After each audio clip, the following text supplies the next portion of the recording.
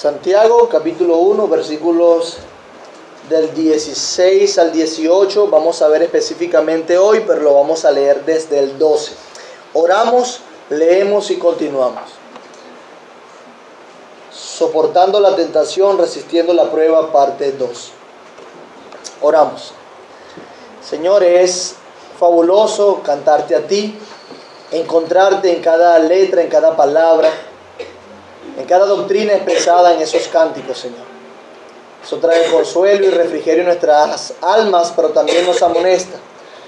Sigue bendiciendo tu pueblo en medio de ese tiempo, porque encontramos satisfacción en adorarte a ti, Señor. Nuestro mayor bien es darte gloria a ti. Gracias por darnos ese hermoso privilegio y abrir nuestro entendimiento para que podamos seguir tras el propósito de nuestra vida con claridad. Gracias, Señor. Glorifícate en este día. Ten piedad de este tu siervo, te lo ruego. Usa tu palabra. Úsala, Señor, para la edificación de tu iglesia. Ayúdanos a no ser solamente oidores. Ayúdanos a ser hacedores. Alcanzar los propósitos que tenías tú con Santiago al escribir esta carta, Señor. Haz con nosotros como hiciste con estos hermanos que estaban en la diáspora. Te lo rogamos. En tu nombre, Jesús. Amén. Santiago capítulo 1, versículos del 12 al 18, con un énfasis especial hoy desde el 16 al 18. Bienaventurado el varón que soporta la tentación, porque cuando haya resistido la prueba, recibirá la corona de vida que Dios ha prometido a los que le aman. Cuando alguno es tentado, no diga que es tentado de parte de Dios, porque Dios no puede ser tentado por el mal, ni Él tienta a nadie, sino que cada uno es tentado cuando de su propia concupiscencia es atraído y seducido. Entonces, la concupiscencia, después que ha concebido, da a luz el pecado, y el pecado, siendo consumado, da a luz la muerte. Amados hermanos míos, no erréis. Toda buena dádiva y todo don perfecto desciende de lo alto, del Padre de las luces, en el cual no hay mudanza ni sombra de variación. Él, de su voluntad, nos hizo nacer por la palabra de verdad, para que seamos primicias de sus criaturas. Quisiese hoy, mis amados hermanos, introducir nuestro sermón con una explicación del versículo 16, que además nos pondrá en contexto. El versículo 16 dice: amados hermanos míos, no erréis. Otra versión lo traduce de la siguiente manera: amados hermanos míos, no os engañéis. Nuestro hermano Jacobo, justamente después de hablar de las tentaciones, continúa con esta frase que está constituida por otro imperativo: no erréis. Y debo destacar la función de esta frase que se encuentra en este versículo. Debo destacar la función en la idea de pensamiento de Santiago. Como ya sabemos, en los versículos anteriores, Santiago se dio la tarea de corregir con firmeza y contundentemente a estos hermanos acerca de algo que era bastante delicado, pues era una verdad que es sumamente importante la que se estaba distorsionando entre ellos. Ellos seguramente, siendo abrumados por las inmensas pruebas, estando quizás agotados, no solamente por el tamaño de las pruebas, sino por la constancia de las pruebas, una tras otra, otra tras otra. Entonces, abrumados, seguramente empiezan a pecar. Asumen las pruebas con la actitud incorrecta.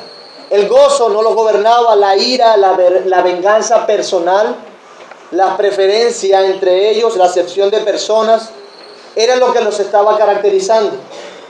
Por eso es que él asume con autoridad esta carta y con un poderoso y directo mandamiento apunta a los corazones de estos hermanos y les dice que el gozo debe caracterizarlos. Recuerden que Dios tiene un plan más elevado. No pequen, les dice.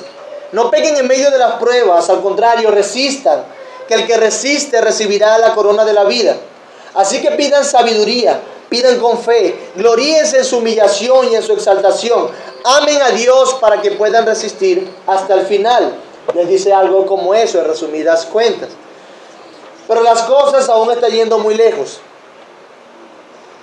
Cosa que era muy delicada, pues no es que estaban hablando mal de sí mismos por sus propios pecados, que debían hacerlo, sino que estaban insinuando que Dios mismo era el que a través de la prueba estaba tentándolos y en consecuencia haciéndolos pecar. Algo muy delicado. Quizás ellos estaban diciendo, como nosotros nos decimos muchas veces: Señor, si tú no quieres que peques, ¿por qué nos hace pasar por todas estas cosas? ¿No te das cuenta que pecamos? ¿No te das cuenta que perecemos? ¿Por qué nos tientas? Sácanos, Señor, de la prueba para no pecar. Si no estuviéramos en muchas pruebas y en diversas pruebas, seguramente no pecaríamos. Por eso es que les dice que nadie diga, que no se le ocurra decir o pensar que Dios puede ser tentado o que Él tienta a alguien. Porque Dios no puede ser tentado ni tentar a nadie. Él no puede tener comunión ni ninguna relación con el pecado. Y en consecuencia Él no puede tener ninguna relación con la muerte. Dios es superior, perfecto y trascendente sobre el pecado. El pecado no tiene la potencia para alcanzar o siquiera seducir a Dios. Nuestro Dios es sumamente superior. Él en su carácter no es muerte, ni promueve la muerte. Entonces Santiago les dice la verdad, coloca la responsabilidad donde debe estar y les explica que cuando son tentados es por su propia culpa, es por ustedes. Son sus propios corazones los que los seducen y los llevan a pecar. Y el pecado tiene sus consecuencias fatales: la muerte eterna. Mientras que resistan la prueba y la tentación, mientras que la resistencia a la prueba y a la tentación trae vida, seguir el pecado deliberadamente que gestan nuestros deseos traerá muerte eterna. Por eso le dice: hermanos, amados míos, no erréis, no erréis. Pero esta frase, que está justamente después de explicar que la tentación viene de nuestras concupiscencias, viene con una persuasión de amor. Esta frase, una persuasión íntima y de ternura que se le suma a la autoridad de Santiago. Y quizás, posiblemente, que esa haya sido la base de su recta autoridad, su firmeza con amor al dirigir y al presentar la verdad con gracia y verdad de Dios. Él le dice: amados hermanos míos. Y eso es un corazón pastoral, un corazón entregado a alcanzar la obediencia en aquellos que le siguen. Amados hermanos míos, no erréis. Santiago entiende bien el corazón de aquellos que están dispersos, lejos de su hogar, lejos de sus antiguas posesiones. Y en su consejo apela al amor entre ellos y les advierte a no dejarse engañar. No erréis. Entonces, este mandamiento y la declaración de estas verdades viene empapada de amor. Pero el mismo amor les lleva a decirles: no se equivoquen, no se dejen engañar, no erréis. No erréis. Dice Santiago 1:16, en otras versiones: no se dejen engañar, hermanos míos. Pero ¿qué es no errar? Bueno, podemos traducir no erréis o no errar como andar sin destino fijo. Errar es andar sin destino fijo. Fallar, dejar volar tu imaginación, vagar, equivocarse, engañarse. Eso es errar. Y él le dice: no dejen que su imaginación vuele, no divaguen, no se equivoquen, no se engañen, no fallen, no anden sin destino fijo. Ellos estaban engañándose, creyendo que Dios es quien los hacía pecar. Y le dice, no, dejen de pensar eso. Les exhorta a que no se engañen, a que dejen de echarle la culpa de su propio pecado a otros, o peor aún a Dios. Él les dice, dejen de divagar en sus pensamientos y dejen de estar creando excusas. Asuman su responsabilidad y entiendan que el mal está en sus propios corazones y no en Dios. No dejen volar su imaginación dándole cabida a pensamientos o imaginando algo que tu propia mente no puede alcanzar ni digerir. No uses la providencia de Dios como una excusa. Al contrario, usa la providencia de Dios como un consuelo y ve la providencia como el obrar de Dios para mostrarte tu propia maldad y para que conozcas tu propio corazón. Porque realmente esa es la iniciativa que nosotros tomamos. Nuestro orgullo es tan potente que nos lleva, en medio de una situación pecaminosa, a ver la responsabilidad de otros en nuestros pecados. Pero es que si no hubiese hecho eso, no me hubiese hecho pecar. Pero la culpa la tiene él, porque si no hubiese venido. La culpa la tiene ella, porque si no se hubiese vestido. Y echamos la culpa a otras personas siempre. Es que me habló mal. Bueno, tú me hablaste primero a mí mal. Bueno, ahora te voy a pagar de la misma manera. O te agarro en la bajadita. Siempre tendemos a culpar a otros de nuestras maldades. Y no solamente eso, nos pasa como le pasó a esta gente. Buscan la venganza personal. Y buscamos la venganza personal. Pero él le dice, no se equivoquen, no se engañen. Entiendan que la providencia no quiere hacerlos pecar. Más bien quiere mostrarles su propia maldad, como ya hemos aprendido. No te equivoques, no te engañes, no creas cosas que no son. Dios no puede ser alcanzado por el mal en ninguna de sus manifestaciones, ni Él promueve el mal. Al contrario, de Él viene toda buena dádiva, todo don perfecto. Todo lo bueno proviene de Dios, no todo lo malo. Por eso es que el versículo 17 dice, toda buena dádiva y todo don perfecto desciende de lo alto, del Padre de las luces, en el cual no hay mudanza ni sombra de variación. Entonces vemos cómo Santiago vuelve a usar un contraste para argumentar acerca de Dios. Él sabía que estos hermanos, al corregir su entendimiento errado acerca de las tentaciones y las pruebas, él sabía que estos hermanos, al afianzar esta verdad acerca de la esencia y el carácter de Dios, ellos podrían en la práctica ser más acertados y honrar a Dios en medio de la prueba. Si ellos aclaraban estas verdades en su mente, iban a tener argumento y su fe iba a ser fortalecida para abordar las pruebas de una manera que le honre a Dios. Por eso es que nosotros debemos estar atentos entonces a estas verdades. En primer lugar, saber que Dios no tienta a nadie, porque Él es superior inmensamente al pecado. Pero ahora, entender la verdad que toda buena dádiva y todo don perfecto proviene de Dios. Por eso Santiago les explica, hermanos, al contrario, no se equivoquen. Dios es la fuente de todo bien, de toda perfección. De hecho, porque Él es así, no puede tener comunión con la tentación y en consecuencia tampoco con el pecado. Y esa es la argumentación, esa es la idea que trae Santiago en su carta. Un comentarista lo dice así: algunos cristianos, al ser probados, pierden su perspectiva y cuestionan la providencia de Dios. Si Dios es todopoderoso, ¿por qué no impide la tragedia y la calamidad?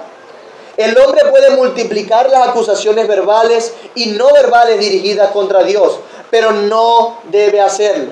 En vez de ello, debe centrar su atención en quién es Dios. Debe centrar su atención en quién es Dios y qué es lo que Él da. Y exactamente es lo que hace Santiago acá.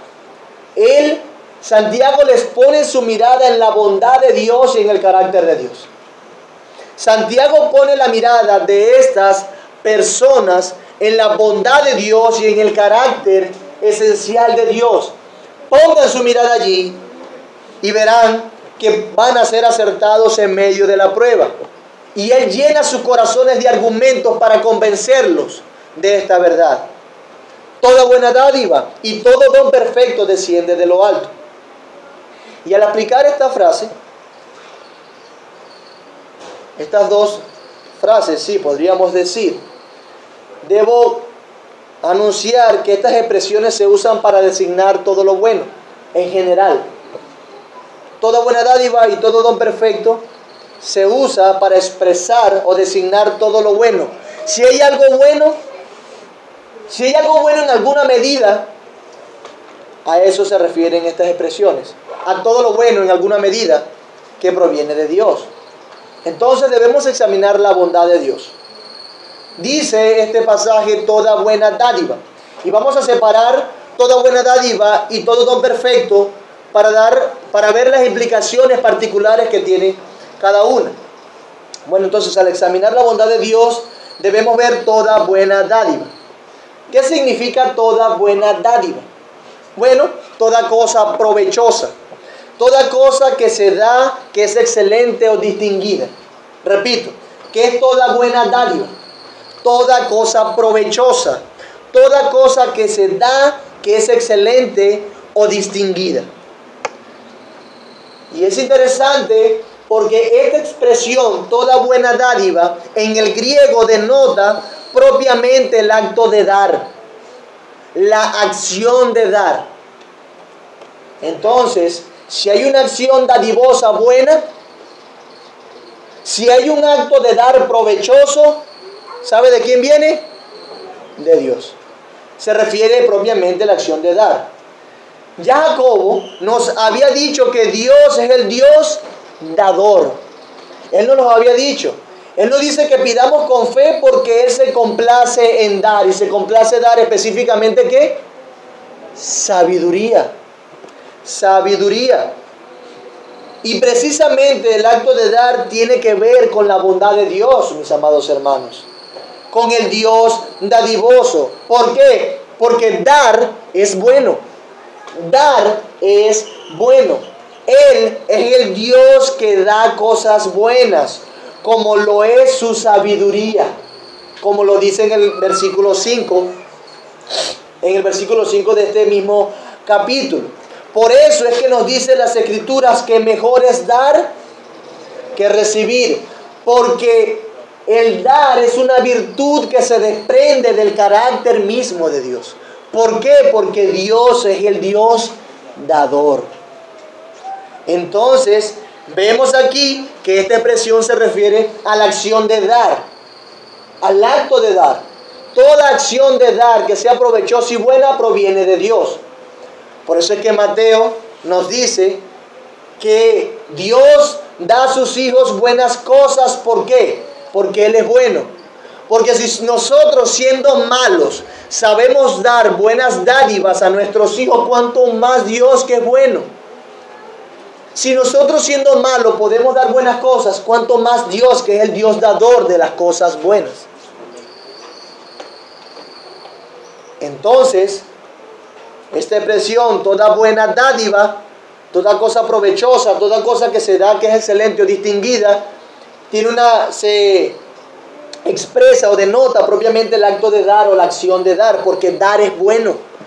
Por eso es que nosotros debemos imitar el carácter de Dios en dar, en ser dadivosos. Por eso es que se exhorta al creyente a ser dadivosos, buenos, a dar. Por eso es que nos dice mejor es dar que recibir. Si damos, estaríamos imitando el carácter dadivoso o dador de Dios. Así que aquellos que les gusta retener, aquellos que no les gusta dar, aquellos que dicen mejor es recibir que dar, están pecando y están comunicando de una manera indebida al Dios que dicen seguir. Pero vamos a detenernos ahora, hablando de la bondad de Dios, examinar la otra frase, todo don perfecto. Todo don perfecto. Bueno, esta frase sí se refiere al don mismo, a lo que se da, al regalo. Al regalo. Don es un obsequio, un regalo. Esto hace referencia a lo que se da propiamente. A lo que se da propiamente. E incluye también un calificativo. Dice que todo don perfecto. Todo don perfecto proviene de Dios, es lo que está diciendo. Pero se refiere al don mismo. Mientras que una se refiere a la acción de dar, la otra se refiere al don mismo, a lo que se da.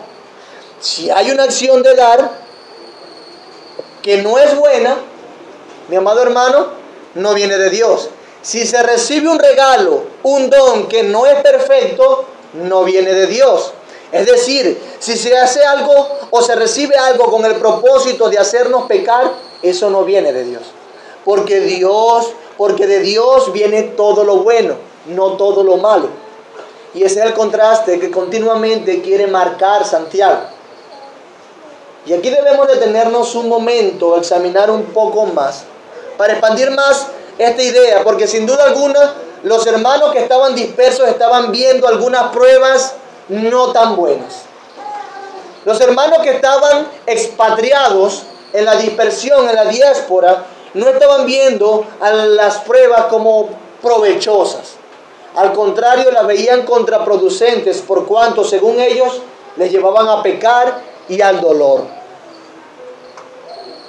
Ellos quizás decían, ¿cómo puede ser que algo que generalmente nos hace daño, cómo puede ser que algo que generalmente nos duele, nos enferma o nos mata, algo que nos desanima o entristece, cómo puede ser que algo que nos deprime o nos contrista sea bueno?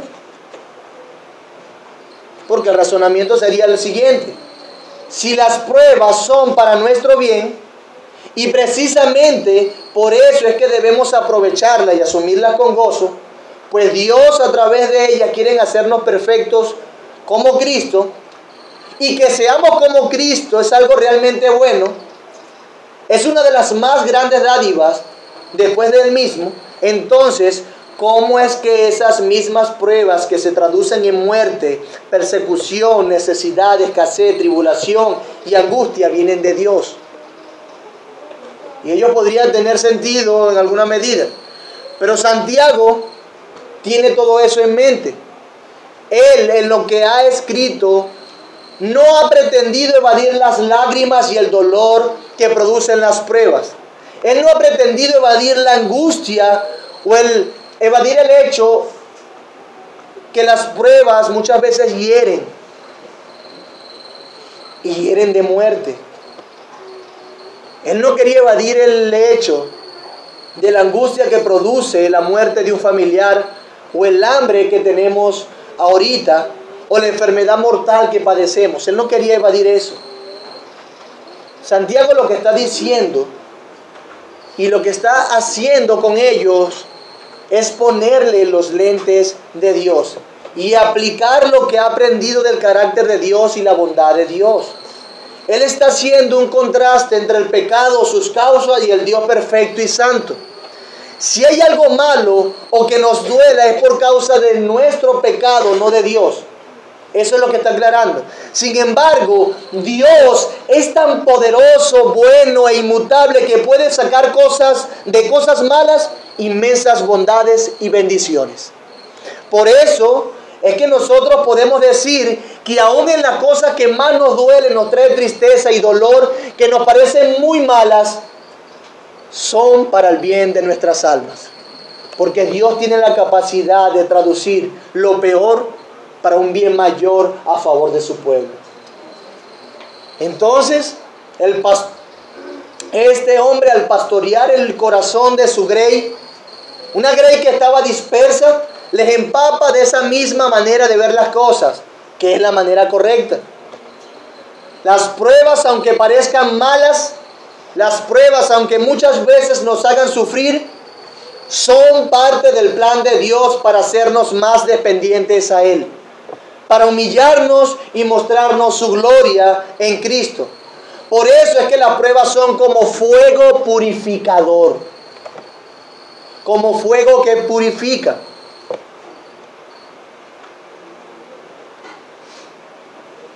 Mis amados hermanos, que nosotros, que cada uno de nosotros, dependamos ciega y voluntariamente de Dios es lo mejor que nos puede pasar.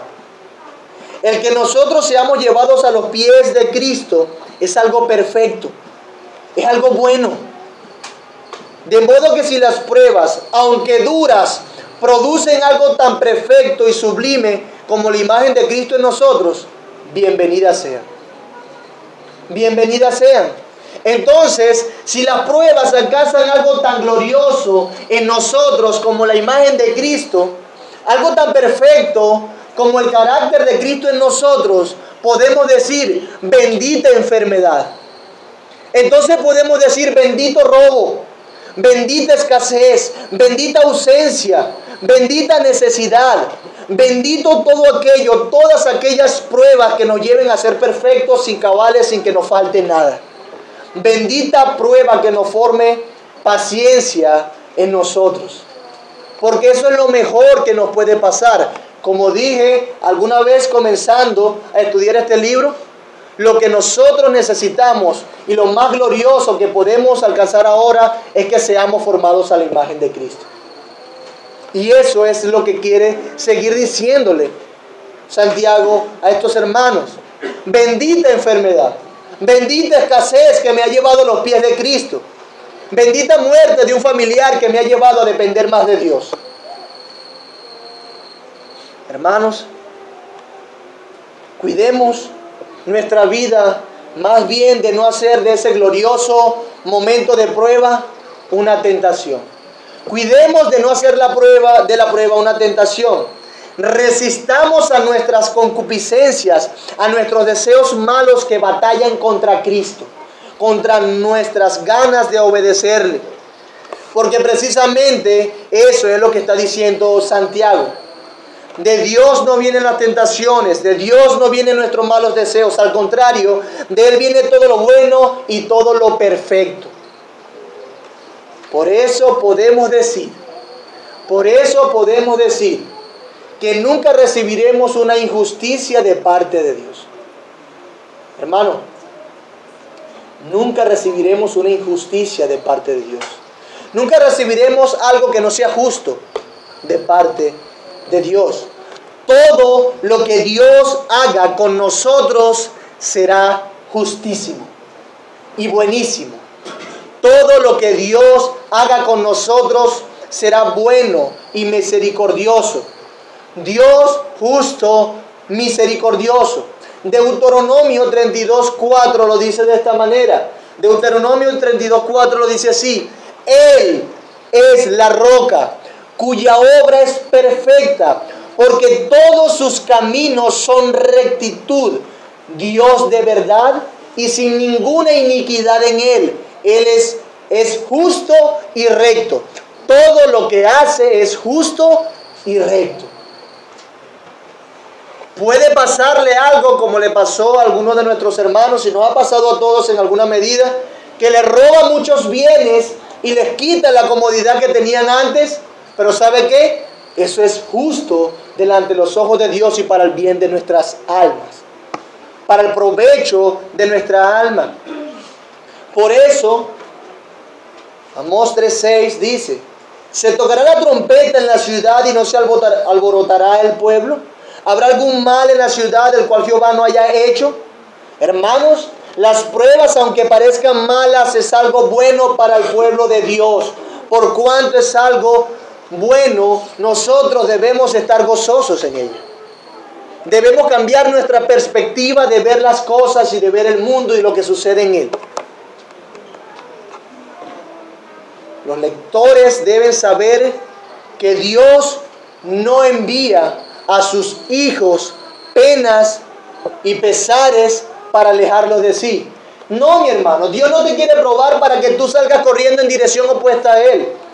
Dios no te tienta y te hace pasar por circunstancias para olvidarse de ti y que tú te resistes a Él. Él no quiere alejarte de sí mismo. Dios da adversidades para que tú puedas ir a Él y confiar plenamente en Él. Si tú no estás cómodo ahora, gloria a Dios, porque Dios quiere que tú te sientas cómodo con la esperanza en la eternidad, no aquí. Si eres un pobre aquí, Él quiere que tú estés contento y gozoso porque confías en la riqueza que tienes en la eternidad en Cristo Jesús. Ese es el punto. Así que mis amados hermanos, no hay nada bueno que pueda pasarnos para nuestro bien que no venga de Dios el Padre. Es completo, es cabal, es perfecto. Dios es el origen de todo lo bueno. Dios es el origen de todo lo bueno. Todo don perfecto viene de Dios, procede de Dios. Entonces, viendo la bondad de Dios, debemos decir que Santiago quería que esta verdad estuviese en la mente de los hermanos para afrontar las pruebas como deben ser afrontadas correctamente, con gozo, y exalta la bondad de Dios y dice, todo acto de dar, toda buena dádiva proviene de Dios y todo don mismo proviene de Dios, todo regalo en sí mismo propiamente. Toda buena dádiva y todo don perfecto desciende de lo alto. ¿De dónde? Del Padre de las luces, dice el versículo 17, en el cual no hay mudanza ni sombra de variación. Debemos fijarnos ahora en la otra parte de este versículo. Dice que toda buena dádiva y todo don perfecto desciende de lo alto. Desciende de lo alto. ¿De dónde? Del Padre de las luces. ¿Qué quiere decir? Una pregunta sencilla que al leer el pasaje usted puede contestarlo con normalidad. ¿Qué quiere decir Santiago con que toda buena dádiva y todo don perfecto desciende de lo alto? ¿Qué quiere decir? Si leemos el versículo 17 tendremos la respuesta con claridad.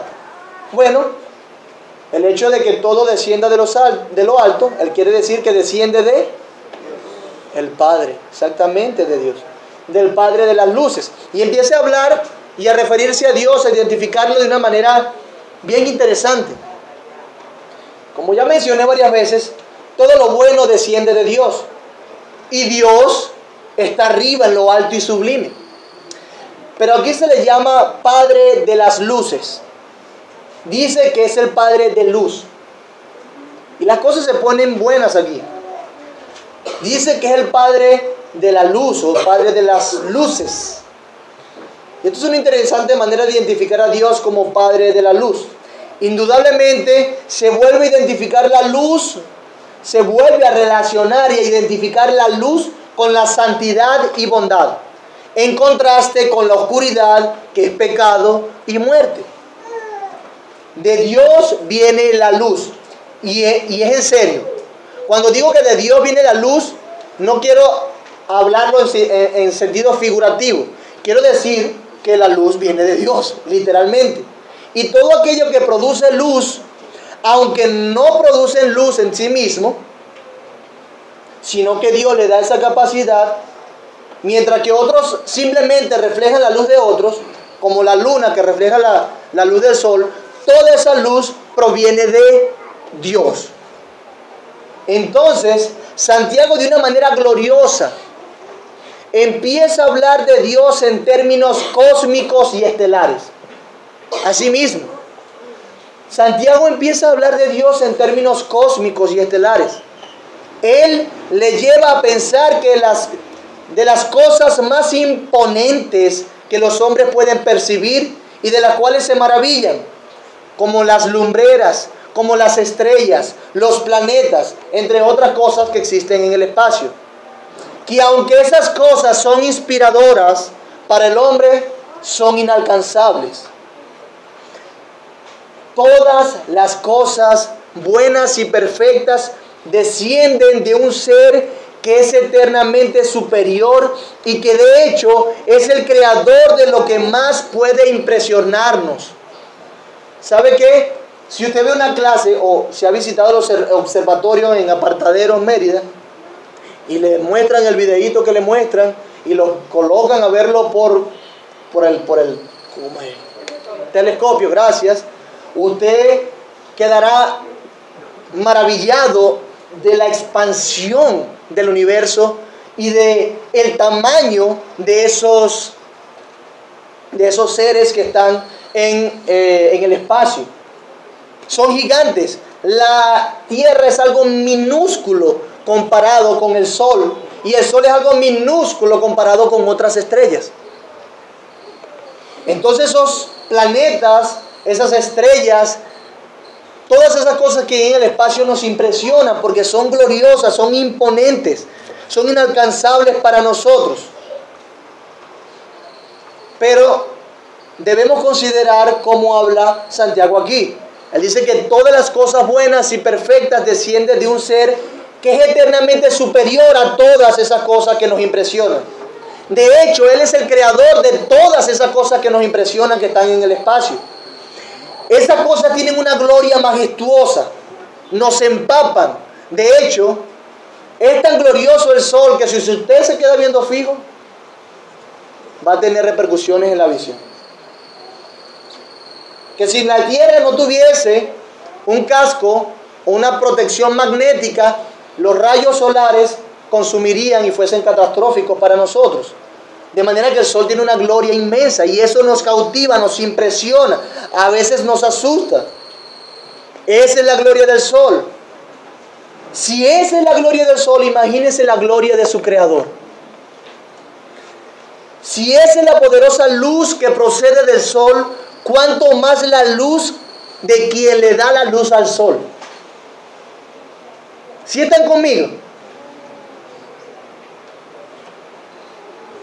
Y como dije, esa poderosa luz está relacionada con la santidad y perfección de Dios, y así lo expresa toda la Biblia. Por ejemplo, el apóstol Juan dice, Dios es luz y en Él no hay tinieblas. Eso nos lo dice el apóstol Juan. Relaciona la luz con la perfección y con la santidad. Y a eso es lo que se refiere Santiago aquí, como lo dice la Nueva Versión Internacional. Toda buena dádiva y todo don perfecto desciende de lo alto, donde está el Padre que creó las lumbreras celestes. Y Nueva Traducción Viviente dice, todo lo que es bueno y perfecto desciende a nosotros de parte de Dios, nuestro Padre, quien creó todas las luces que hay en el cielo. ¿Cuántas estrellas hay en el cielo? Vaya, sabe usted, porque no sabemos, incontables. Pero ¿sabe qué? Sí las cuenta y las llama por su nombre. El que las creó. El que las creó. Vemos entonces cómo la bondad de Dios desciende del Padre mismo que creó todos estos seres que están en el espacio tan glorioso. Y si ellos son gloriosos, imagínense la gloria de quien lo creó. Pero ahora debo hablar del carácter inmutable de Dios, que es lo que viene diciendo Santiago acá. Dice el versículo 17, en el cual no hay mudanza ni sombra de variación. En el cual no hay mudanza ni sombra de variación. Hemos visto hasta ahora que Santiago, con amor de pastor, les llama a no errar, a no dejarse engañar por sus propios corazones o no dejarse engañar por alguien más. Les dice que al contrario de creer que Dios les tienta, deben recordar la bondad de Dios. Él es el Dios dador de todo lo bueno y Él es el Dios de quien desciende todo lo bueno, todos los regalos perfectos, todo don perfecto. Es del Padre de las luces que desciende todo lo bueno, del Creador de las lumbreras de los cielos, del Padre de todo lo que alumbra en los cielos. Él es la luz y no tiene comunión con la oscuridad. En Él no hay tinieblas. Eso es lo que hemos visto hasta ahora. Pero ahora Santiago les habla del carácter inmutable de Dios. Bueno, ¿y por qué lo hace? Y es aquí donde su argumento mejora. El argumento de él mejora mucho más. Pues él quiere dejar sentado en las mentes de sus destinatarios y en nuestras mentes que Dios siempre ha sido así. Dios siempre ha sido así como lo acaba de presentar.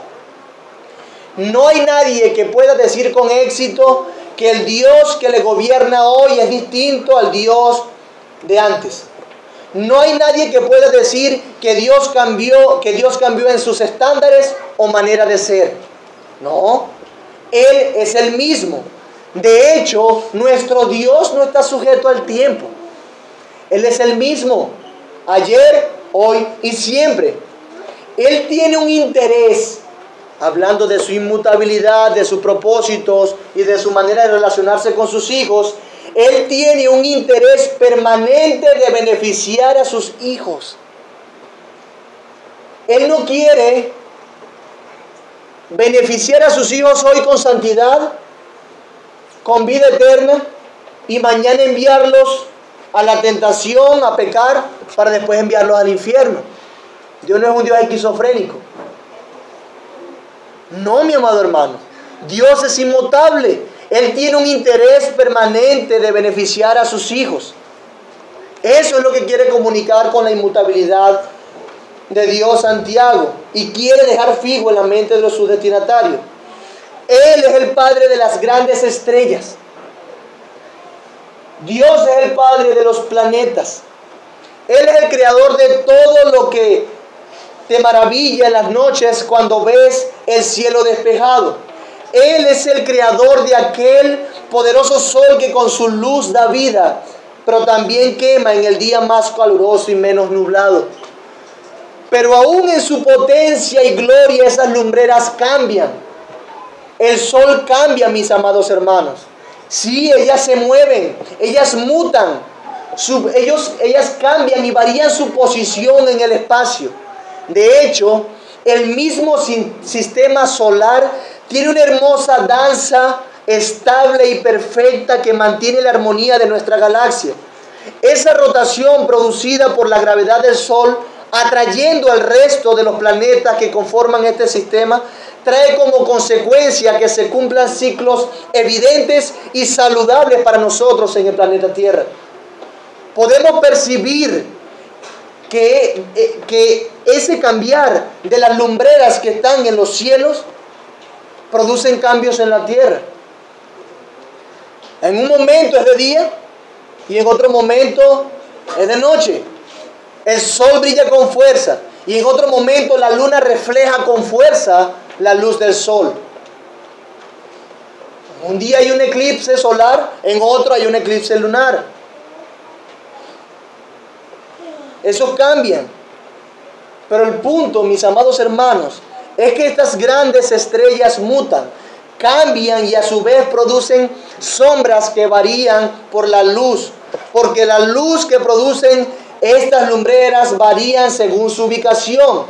Por eso es que usted puede estar quieto en un lugar plano y ver su sombra acá, y más tarde ver su sombra acá, y más tarde ver su sombra acá, y su sombra varía porque las lumbreras varían. Ellos varían. Y sabe, lo que se considera más estable, lo que se considera más inconmovible, en eso hay variación. Como son las lumbreras de los cielos, que creemos que siempre están allí fijas, pero no, ellas varían. Pero esta expresión señala la firme y contundente estabilidad de Dios en comparación con las lumbreras que Él creó. Él no varía como las sombras producidas por los astros. Hermanos, Dios no varía como las sombras cambiantes. ¿Sabe por qué? Porque no hay luz que lo pueda iluminar a Él. No hay luz que pueda iluminar a Dios, como cuando hay luz que te ilumina a ti y produce una sombra. No hay luz que pueda iluminar a Dios. No hay luz que pueda a través de Él crear sombra como un objeto. Dios no cambia y Él es la luz. Él no varía como las sombras producidas por los astros. No cambia ni siquiera como los astros mismos, mis amados hermanos, que son considerados majestuosos y gigantes. Esos astros son excepcionalmente imponentes. Pero Dios, siendo más glorioso y el creador de todas las cosas no cambia. Él no tiene sombra de variación como su creación o sus criaturas. Él es la luz del universo, la fuente de todo bien. Fue, es y siempre será el Dios inmutable, inconmovible creador. No, en Él no hay cambio ni sombra de variación, mi hermano. Esto nos dice que podemos entonces confiar en Él. Hermano, podemos confiar en que Dios siempre procura el bien para nuestras almas, nunca el mal.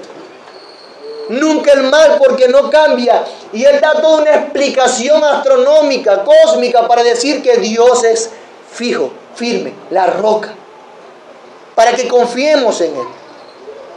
Él es la roca de nuestra salvación, no es la roca de nuestra perdición. Mi amada iglesia, podemos estar seguros en Él. Él es inconmovible. Podemos aferrarnos a su bondad, podemos aferrarnos a sus promesas, pues Dios no cambia en su parecer con sus hijos. Él es la luz de nuestra salvación y siempre será así. No, mi amado hermano, créame, por favor créame, a Dios no le pega la luna. ¿No? A nosotros quizás sí nos pega la luna, pero a Dios no. No, mi hermano, a Dios no le viene el periodo. No, ni la menopausia ni la andropausia. Él no es afectado por las hormonas, como nosotros sí. No pretendamos comparar a Dios a nosotros. Él fue y siempre será firme, sin sombra de variación, mi amado hermano. De hecho, por eso que no hemos sido consumidos. ¿Sabe usted? Porque Dios no cambia, es que tú y yo no hemos sido consumidos. Porque Él ha de cumplir sus promesas de amor con su pueblo. Malaquías 3:6 dice: porque yo Jehová no cambio, por eso, hijos de Jacob, no habéis sido consumidos. ¡Qué bueno! Por la inmutabilidad de Dios, porque no cambia, porque es fijo, porque no varía en su amor, perfección y santidad, es que nosotros no hemos sido consumidos. ¿Es que acaso eso no debe producir gloria a Dios? Que nosotros exaltemos su nombre. Como dijo alguien hablando de la estabilidad absoluta de Dios, el ser, la naturaleza y las características de Dios son inalterables. Él, en su luz, en su bondad y carácter, siempre promueve y estará dispuesto a dar cosas buenas y perfectas a sus hijos. Por eso precisamente es lo que hace. Es lo que es. Él es el Dios dador. Siempre dará cosas buenas, dones perfectos. Él es el Dios que da. Lo que Dios da y hace es consistente con su ser. No puede ir en contra de sí mismo, de su propia esencia. Por eso nunca debemos pensar que de Él viene la tentación. De Él viene lo que nos lleva a pecar. De Él no viene el olor de muerte para sus hijos. No, Él no puede ser tentado ni tienta a nadie. Si nos faltaban argumentos la semana pasada, y aquí cobramos con muchos más. Dios, en vez de promover la muerte, promueve la vida. De hecho, eso es lo que ha hecho con esos hermanos dispersos. A pesar de sus pruebas y a pesar de haber sido desterrados de su hogar, Dios sigue siendo bueno con ellos por cuanto quiere usar todas sus circunstancias para llevarlos a ser más dependientes de Él y ser como Cristo. Al contrario de querer Dios consumirlos, quiere darles vida y perpetuidad. Por eso dice el versículo 18 lo siguiente: Él, de su voluntad, en vez de hacernos morir, nos hizo nacer por la palabra de verdad, para que seamos primicias de sus criaturas. Fíjense que este verso dice que de su voluntad. Sigue poniendo en contraposición lo que estos hermanos pensaban con lo que Dios es. con lo que Dios decide. Hermano, Dios no quiere, no es su voluntad matarlos en el pecado o enviarlos a la maldad a través de las pruebas. Más bien, Dios de su voluntad los hizo nacer por su palabra para un fin realmente glorioso. ¿Sabe qué? Para que seamos primicias. Sí, mi hermano, la voluntad de Dios es hacernos nacer para vida, para gloria, no para perdición. Por eso es que Cristo vino a salvar. A salvar. Él nos hizo nacer. El inalterable Dios se muestra ahora como nuestro Padre. No solo es el Padre de las lumbreras. No solo involucró su poder, su gloria, su palabra creativa para hacer una supernova. Para no ser Canis Majoris, el Sol o cualquier otra galaxia. Sino que también usa su poder para traer vida. Nos hace nacer, en nuestro Padre. Fue a través de la palabra de Dios que Él nos hizo nacer. La misma palabra con que creó las lumbreras, esa misma palabra trajo vida a nosotros. Es la misma palabra, creativa. Palabra que hizo que en el principio de las cosas se creara el universo y todo lo que en él hay. Es la misma palabra creadora que trajo vida a nuestra alma cuando estábamos muertos por culpa de nosotros mismos, no de Dios. Debemos recordar que Dios nos hace nacer a través de Cristo, el Señor. Y recuerda eso cuando estés pensando lo indebido acerca de Dios o cuando no asumas las pruebas con gozo. Recuerda que Él nos hizo nacer en Cristo. Él trajo vida a nosotros a través de Cristo, de su Evangelio. Son para nuestro bien. Y nos dio su palabra de vida encarnada para traer salvación a nuestra alma. Y lo comunica Santiago aquí. Alguien dijo acerca de este verso. La misma, la palabra de verdad, se refiere al Evangelio, tal como lo explica Pablo en su carta a los Colosenses. Cuando este Evangelio es proclamado, Dios regenera al pecador y lo reforma, haciendo de él una nueva creación. Entonces, porque Dios nos hace nacer por medio de su palabra, porque esto es así, es que Santiago nos dice que nos hizo nacer con un propósito. Dice el versículo 18, para que seamos primicias de sus criaturas. Y esta es una expresión que comunica gloria. Y tenemos que estar atentos aquí, porque esta expresión comunica algo hermoso. Comunica gloria y buen término. Los judíos conocían bien el término primicias, pues en su tiempo ellos la practicaban. De manera que ellos sabían que las primicias no solamente eran las cosas primeras, no solamente sabían que el primer fruto de la temporada de la cosecha eran las primicias. Ellos sabían que las primicias también era algo bueno, de lo mejor de la tierra. El mejor producto, el fruto que destacaba y el más hermoso. Pero hay otra cosa que destacaba de las primicias, y es que era que las primicias Dios las había escogido para sí. Él dice una y otra vez que escoge el primer fruto de la tierra para sí. Las primicias entonces, en otras palabras, eran santas y apartadas para Dios, dedicadas para Dios. Era de posesión preciada para Dios las primicias. Por eso es que los profetas en su momento empiezan a usar la palabra primicias de manera figurada para referirse a Israel. Como por ejemplo Jeremías 2:3. Santo era Israel a Jehová, primicias de sus nuevos frutos. Todos los que le devoraban eran culpables. Mal venía sobre ellos, dice Jehová. En otras palabras, por cuanto Israel era la primicia de Dios, Él lo defendía contra cualquier hostilidad. Ahora, imagínense lo que significaba para ellos escuchar que Dios los veía como las primicias, que los hizo nacer para que fueran apartados para Él, para que le pertenecieran íntimamente. Ellos, por su tradición judía, debían saber que a Dios le conviene la santidad y todo lo que Él aparta para sí es santo y de gran valor y con una dignidad exclusiva. Bueno, eso ahora se estaba aplicando a sus vidas en la dispersión.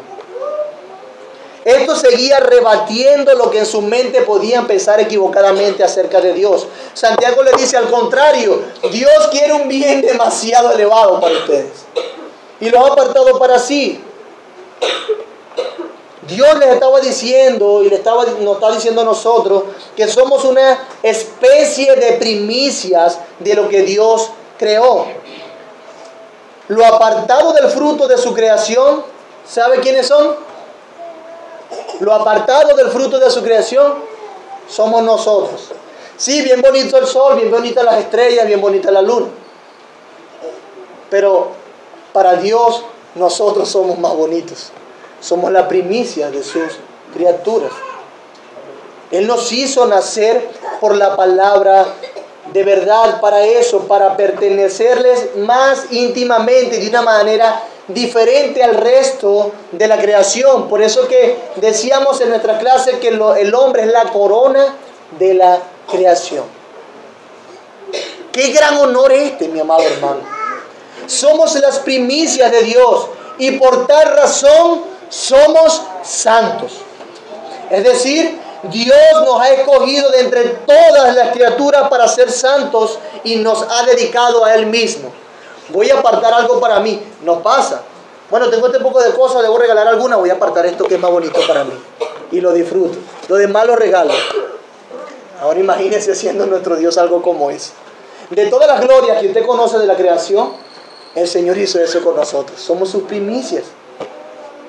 Entonces, el argumento de Santiago sigue así.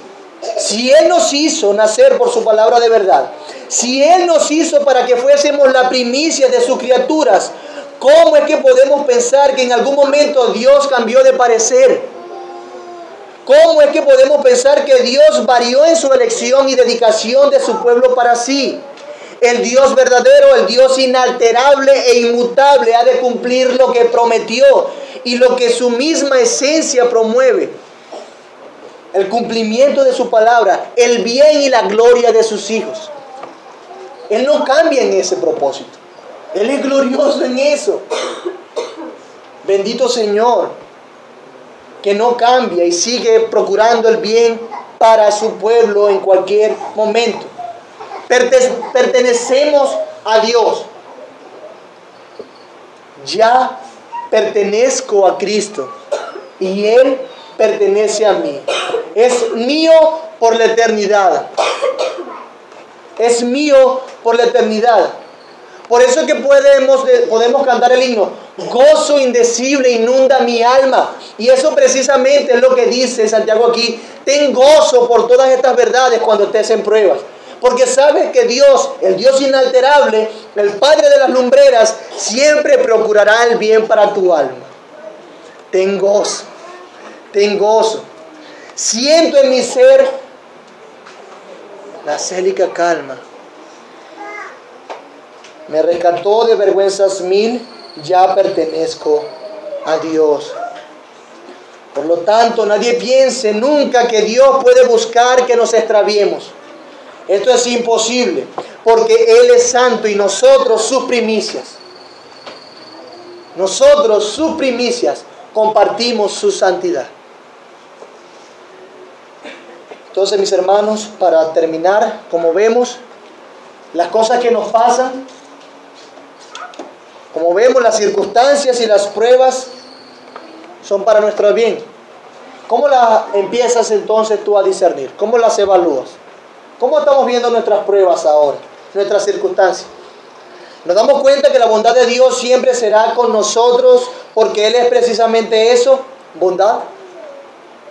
El carácter de Dios asegura la perseverancia de su pueblo hasta el fin.